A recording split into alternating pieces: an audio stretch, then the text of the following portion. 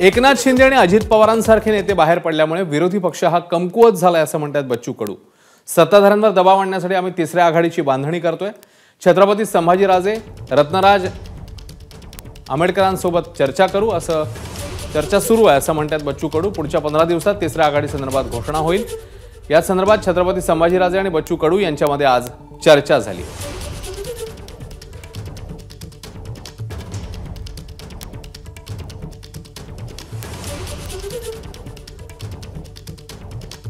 पहिली आघाडी आहे, तिसरी नाही। राजकीय पेक्षा मैत्री आहे आणि राजकीय हा वेगळा विषय आहे।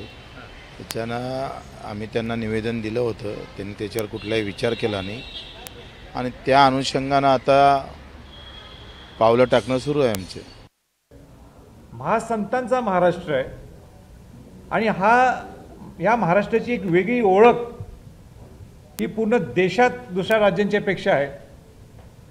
ही खऱ्या अर्थाने सुसंस्कृत महाराष्ट्र कसा आपण नेऊ शकतो या विधानसभेच्या निवडणुकीत या दृष्टिकोनातून आमचा प्रयत्न आहे।